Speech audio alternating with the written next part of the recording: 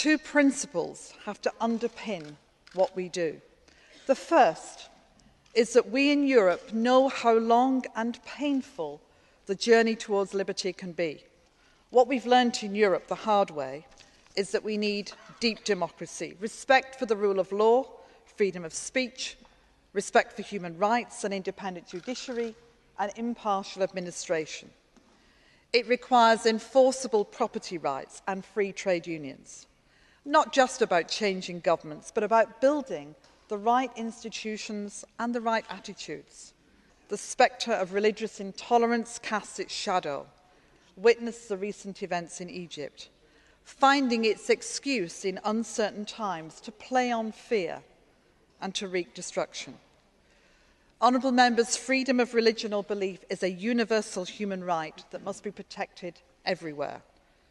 We need to condemn all those who seek to use religious belief as a means of oppression and support those who advocate tolerance, whether in Syria, in Pakistan, in Egypt or elsewhere. Mr. President, the Syrian people will not bow to tanks. We say to the regime to change course and to change course now. There are members of this House who wish we had a stronger defence and security policy.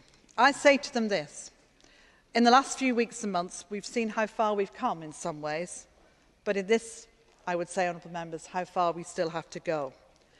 But, honourable members, we need to get faster and smarter in how we do this. And I'm the first person to say and admit that there's much more we need to do. So let us also be clear. Gaddafi must go from power and must end his regime.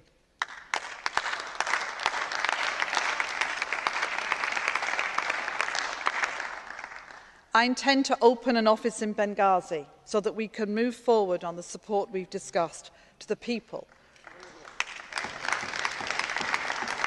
to support civil society, to support the interim transitional national council. Honourable members, there will be many challenges for Egypt in the coming months and years. We have to be there to support them through each of those challenges and be willing to put our resources, our knowledge, our expertise and our contacts in favour of supporting them.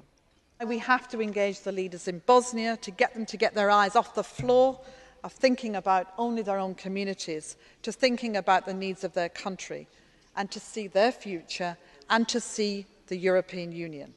I do believe that Israel should hand over the tax revenues owed to the Palestinians, but I want to be clear, our position on Hamas has not changed, and Israel's security remains a key concern for all of us.